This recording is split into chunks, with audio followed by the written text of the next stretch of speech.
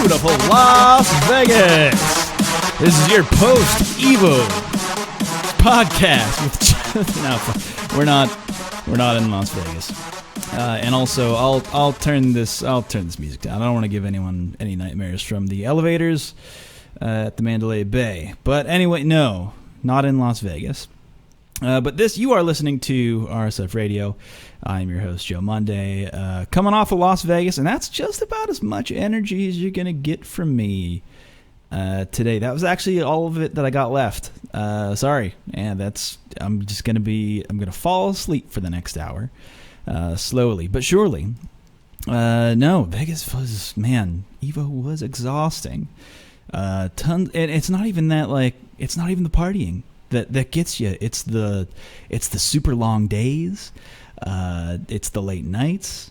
It's the constantly doing stuff 100% of the time. And even still, there are so many people that I did not get to see. So if you are one of those people, I actually said earlier today, I'm probably going to have a lineup of people I should get on the show, just because I wanted to talk to them at Evo, but didn't get the chance. Anyway, folks, this is the podcast where we talk about what's been going on the front page of our Street Fighter. However, again, I haven't been around our Street Fighter for the past weekend because, out and about trying to make money move. But no, haven't really been catching up with, well, that's not exactly true. I do check up day to day, but I don't post so much when I'm mobile. Find it a little bit harder. All the mobile apps for Reddit suck. That's just like a fact. Reddit is fun, is a good one, but that's kind of tangential to the conversation I'm about to have with you guys, because Evo was dope. Shout outs to Problem X. That was a really good show. I think that his first match in top 8, after watching him play that first set, I said to myself, he's gonna win, isn't he? And I know that there's tons of very strong competition there in top 8. Super proud of Cool Kid, and super proud of pretty much anyone who made it to top 8. Hell of a turnout. Takes a lot to get there. A lot of people thought Tokido would be a 2-time champ, but no. The adaptation. If you watch that bracket reset, and see what happened there. Problem X took that slight little delay, slight pause in thinking, well, what happened there? And changed up so many little things about his play, very minute things. And it was just such specific adaptation at that level, that quickly, to then just body Tokido in the reset. And it's just, that was incredible play. From top to bottom, and I highly recommend. Actually, it really reminded me of an interview that he did with the Street Writer Matthew Edwards back, I think it was at the start of the ZPT season. I'll link that in the show notes, just to get in, because I just remember things. What he said was he's in it to win it, and he was all in after getting sponsored by Mouseports. So he was 100% in it, and I think it showed definitely during that run. But yeah, our sponsored players did pretty good for the most part, I would say. So super proud of iDrop, Tiga, Chakotay, and Neon. They all did a really good job. Also, former sponsors. Yo, Chris CCH. He got 17th place. Blew my fucking mind. So happy for that kid. He's only 16. It was actually embarrassing because I continually forget how young he is. I was at his pools, watching him make it out, and I was like, "Hey man, you should come to bar fights tonight," because it was Saturday. He had Saturday pools. You should come to bar fights. Our Street Fighter's going to be there, where you should maybe even compete if you want to, because there's going to be a 5v5, or I don't know what the fuck's going to happen.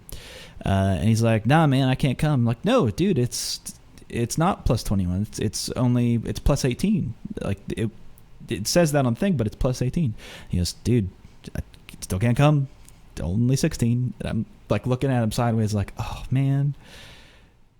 dude, watch for that kid in like 2 years. I would, man, he did so well this year.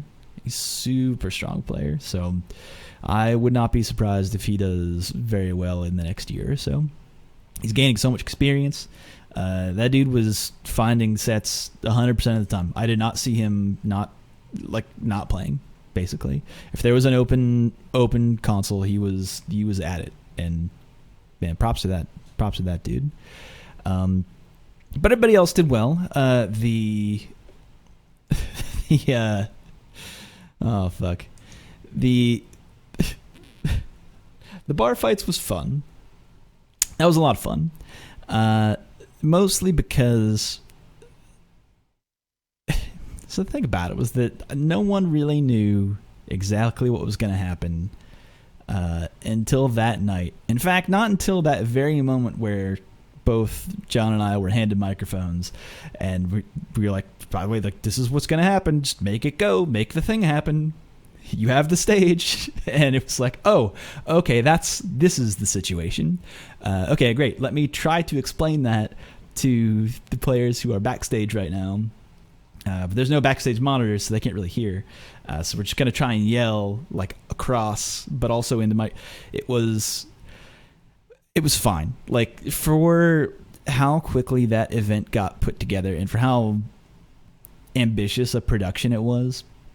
Just shout outs to Ryan for that, because dude, oh man, I saw that dude on Thursday when I was moving stuff into the hotel, and I was just like, hey, by the way, what's going on, Ryan? I'm ready for Saturday. Our players are ready.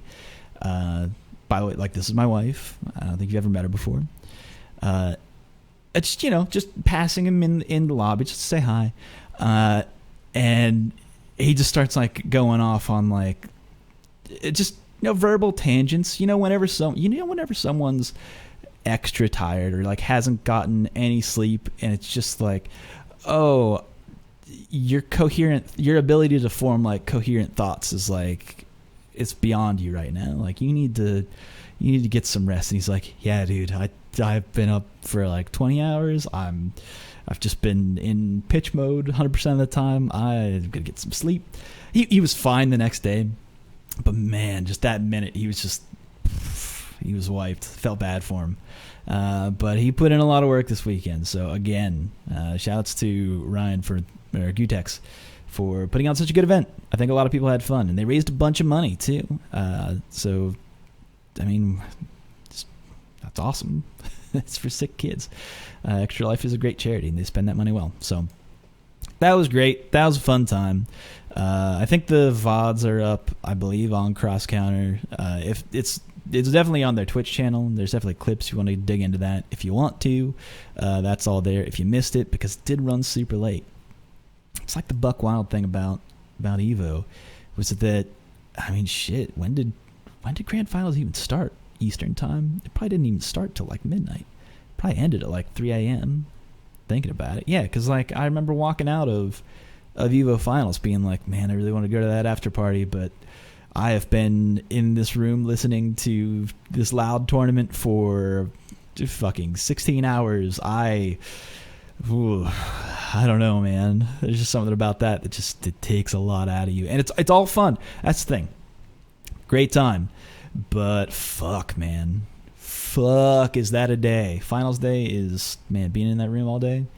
I mean, I took a break for Smash to like talk to a marketing person who like knows a bunch of investment bankers. This was like totally outside of Evo. I just was hanging out at the pool, and he just came up to me. He was like, "Hey, I was talking to your wife the other day, and yeah, you do this thing for what do you call it, the fighting game community?" I'm like, "Yeah." Had a really weird conversation there. So that was. We'll see if anything comes from that. You guys can't see, but I'm shaking my head. Anyway, this is episode 51, just about a week off from the year anniversary. Oh, wait, we started with episode 0, so fuck it. No, this is the year anniversary. Congratulations to RSF Radio. We're going to celebrate. That's how math works. We're going to celebrate by running through the latest Street Fighter V community feedback thread. That's right. You guys voted on, well, you guys pitched the topics. That's the thing about this that gets me every time we do this, because it's been up for literally 2 years. And without fail, every year there's going to be some stinker in the comments being like, why isn't this topic on here? I can't believe no one posted this topic. I can't believe that's not on this survey. Why didn't you, Joe Monday, put this on the survey so I could vote for the thing that I care about the most? And I'm like, bruh, it's been up there. At this point, I don't even explain it, because it's been up there for 2 fucking years. If you wanted to say something, you could have. At any point, said anything at all, and I would throw it on there. You don't have to vote for it. I'm going to throw it on there. It might be a bad suggestion. I'll throw it up there because someone said it. Or when people come back being like, hey, these suggestions are bad. Don't fucking vote on them. I don't know what to tell you. It's a community-wide thing. Thousands of people have looked at this. So, and it's passed through so many hands over the course of 2 fucking years. Listen, there's a lot to keep track of here. But this time, did something a little bit different.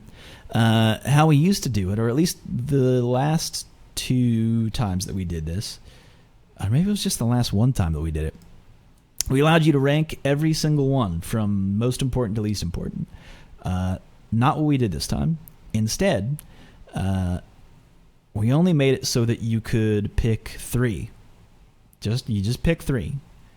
You don't have to pick 3, but up to 3 things that mattered to you the most about what you wanted to change about Street Fighter V.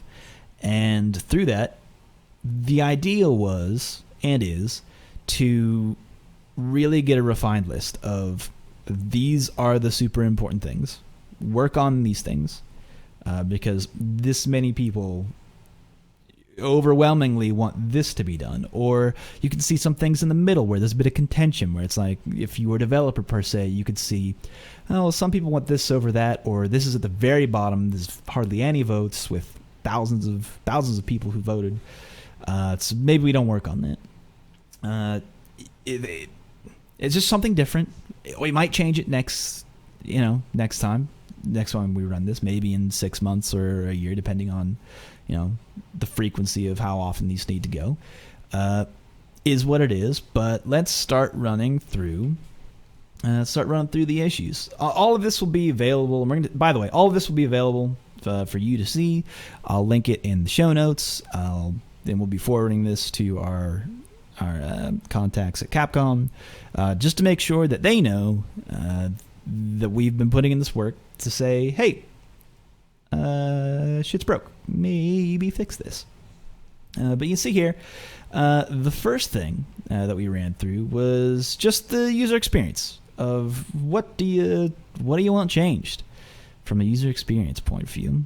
And there's some menu stuff, there was some battle lounge stuff, friends list management, all that good stuff. Should we run it through bit by bit? I don't know if we need to do that, because I kind of ran through this point by point last year, and there are links that you can click on if you want a more detailed explanation of what things are. But I'll just kind of run through the important ones, such as something interesting here.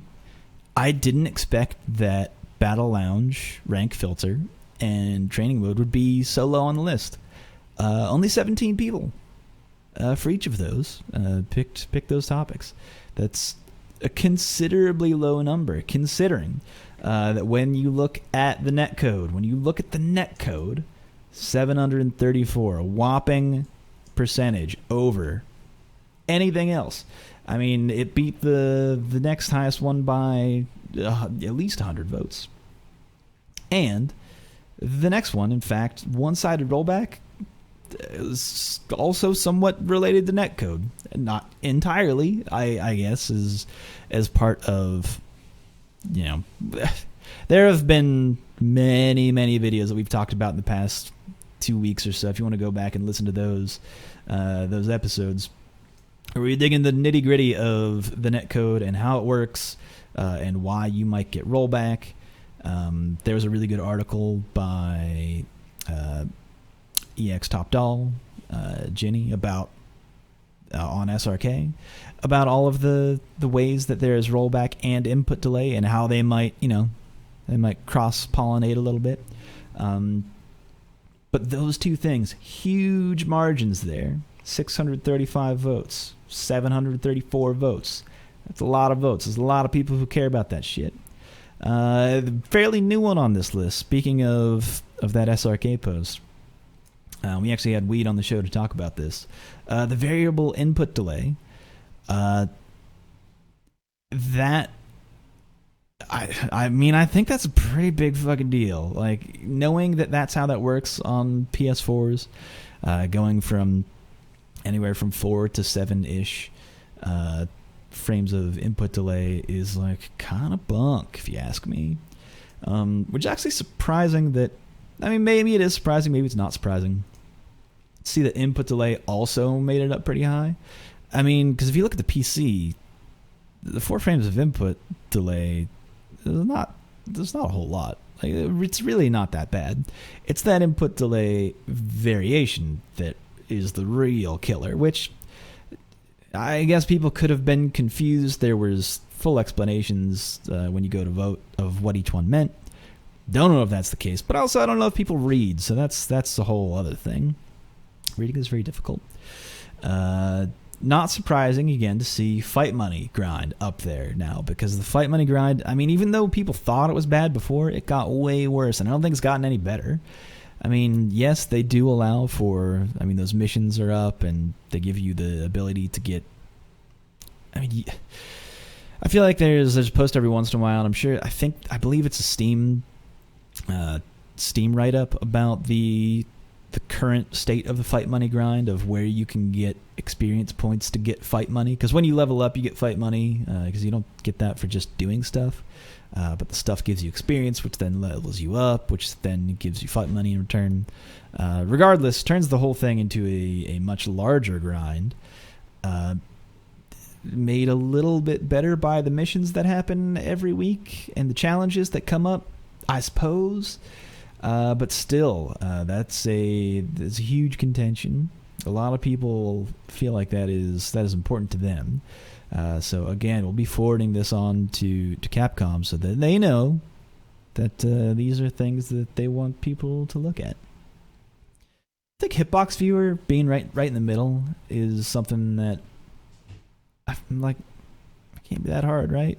I mean, Frame Trap Tom. By the way, met Frame Trap Tom. I did not even realize. It was like by chance backstage at bar fights. He was just like, "Oh, hi." Like, I know you. And I'm like, yeah, fuck Frame Trap Tom. What's going on, man? Like, don't know where, like, a wild Frame Trap Tom appeared. And it was like, yo, I didn't even realize you're going to be here. And he was like, yeah, what's good? I'm like, I don't know what's happening right now. But regardless, that made it to the list. Kind of an aside there. Just nice to see him, I suppose. Give him a shout out when I post this. Anyway, what else? A training mode, online training mode. I actually thought this one would be higher. I would think that people would trade votes for one of the input delays to, say, online training mode, because a lot of people want online training mode. I was in a situation even before Evo where I was just playing with someone who was fairly new, and they even asked me, does it have the online training mode? I'm like, no, it doesn't. But maybe one day.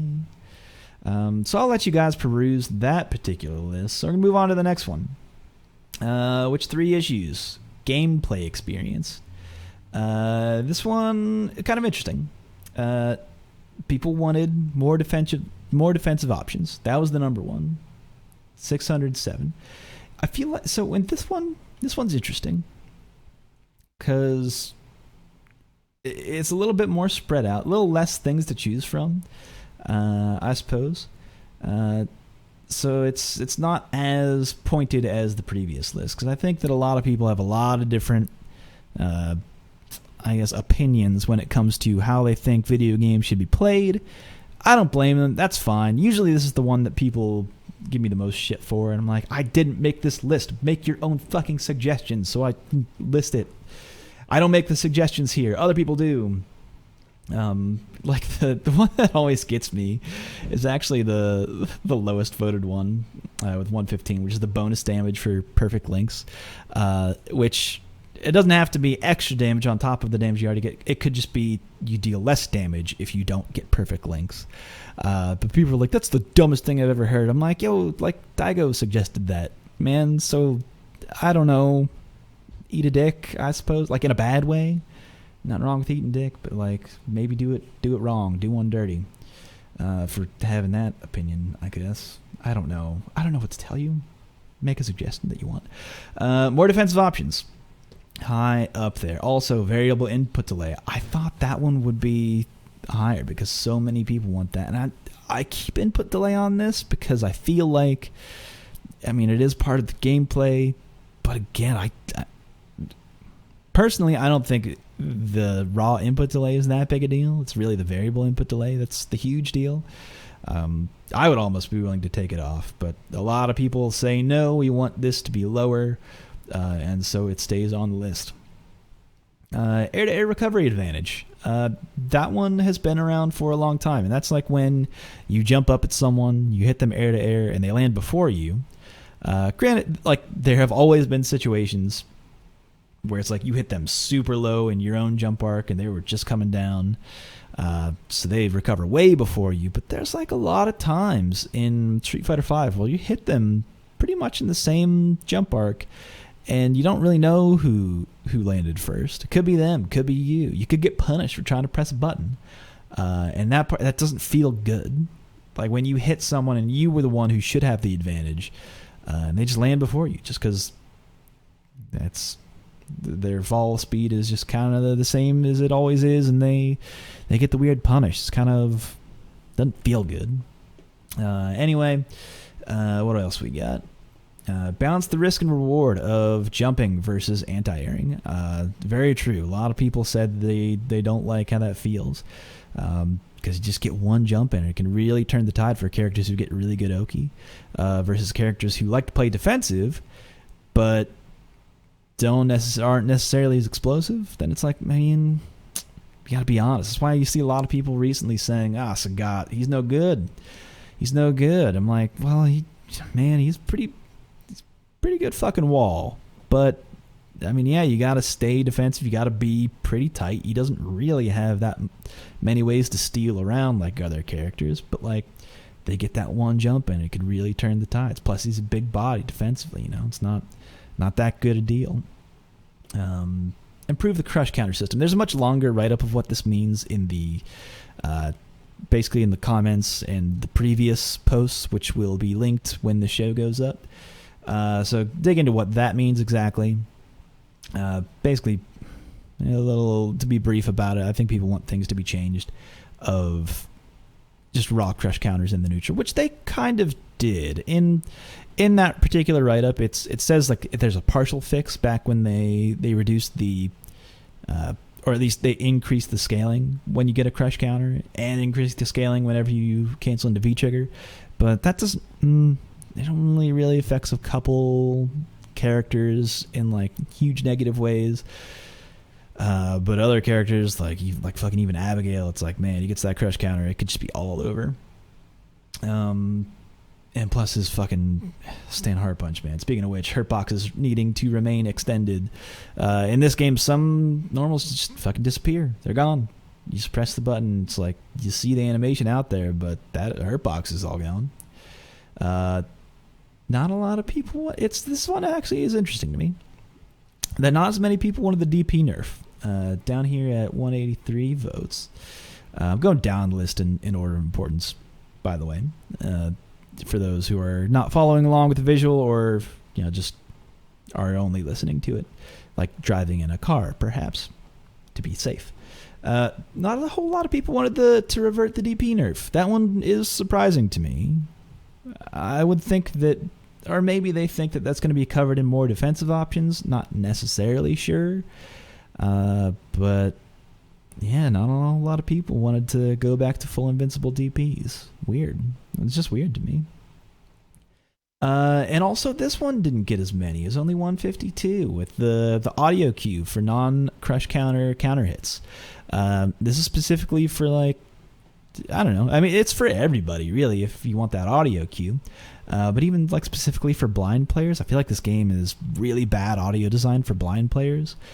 Specifically with sometimes there's no jump sound animation. There's no real sound for walking animations.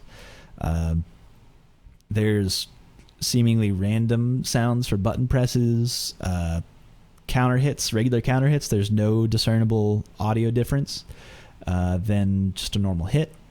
The crush counters, that's obvious when you get the crush counter, but just the normal counter hit, there's no real cues, so they don't really know how to do frame, or like know when they're going to get a frame trap, which is a little unfortunate, but whatever.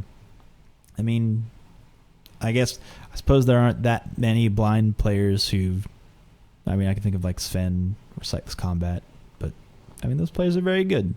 And they've suggested many times of what they want changed with the game. And I mean, these audio cues don't just benefit them, it kind of benefits everybody who is listening to the game while they play it, because it could be an audio cue that you use to confirm something, which could be useful to any player.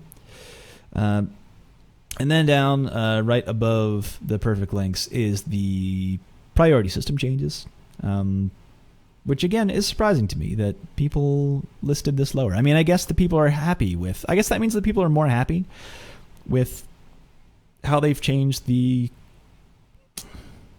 way that most heavies have a little bit more recovery. So fishing for crush counters is less effective, I suppose. But, I mean, it's not that crazy to see that low on the list, but... That was the gameplay experience poll. Miscellaneous, it's a short list. There wasn't a whole lot of things on this list, but the number one with bullet, clearly, communication with the community. Capcom's getting better at this, admittedly, but still, things just kind of come out at random. We're getting these weird patches of things being changed, and they're actually getting better. I think even with that last surprise patch with the Sagat and G, where there were some slight changes. Check out Weed's Twitter account for the link with all the changes. But then they listed some of the changes on CFN, which is like, well, okay, good. They're actually getting good about that. But they're actually not communicating like where you can really find that unless you're plugged into the community or plugged into like our Street Fighter, which, I mean, I guess you guys are because you're listening, but this is kind of a roundabout way of talking about it. But I don't know. They post that stuff, but they don't make it obvious. It's not something that is clear. So when just certain links drop, or someone who just hasn't picked up the game in a month comes back and is like, "This was a combo before," and you're like, "Nah, not anymore." Or like, "That was safe on block." Nope, not a thing. Which is weird. Lab Zero drivers, 605 votes. A lot of votes. I think that would just benefit. How would really benefit the PC community? I think that might allow a lot of people to play on or play their locals on PCs. If we get a lot more people on PCs, we could get some PC investors, perhaps, not having to stick to PlayStations. PCs have a stable input delay. There's a whole other slew of things that would make this better. So just, I mean, the Lab Zero driver that's available, you can get that information. It's available. You just get it. I don't know if that's entirely true of like implementing that in a game that is, I guess, cross-compatible. I don't know. I'm not a developer. All I know is that the development has already been done for the Lab Zero drivers. They're out there. You can get them.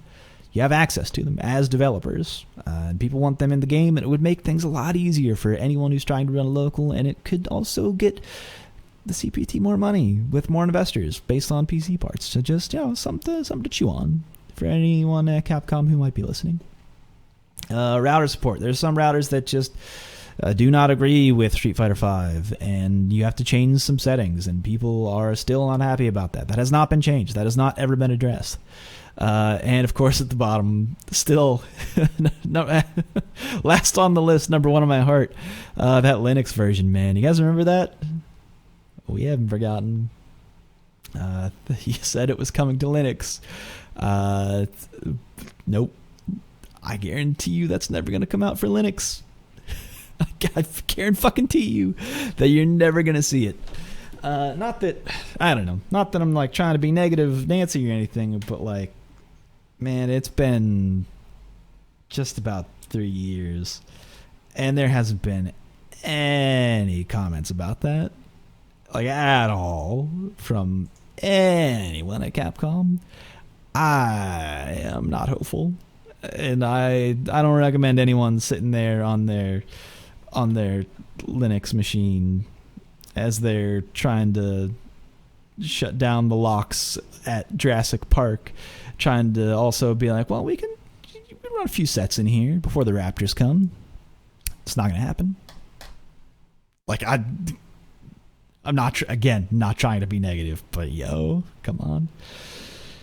It does suck that they promised it and that they've never said anything about it. But then again, like, they're not going to announce, hey, by the way, not going to do it, because that's just bad PR.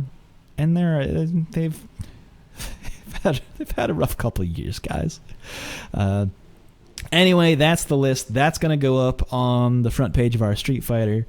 So be sure to check that out and dig into it. All the information is going to be available to you, the listener, and anyone who's at our Street Fighter. But there was also that poll at EVO that people could have filled out.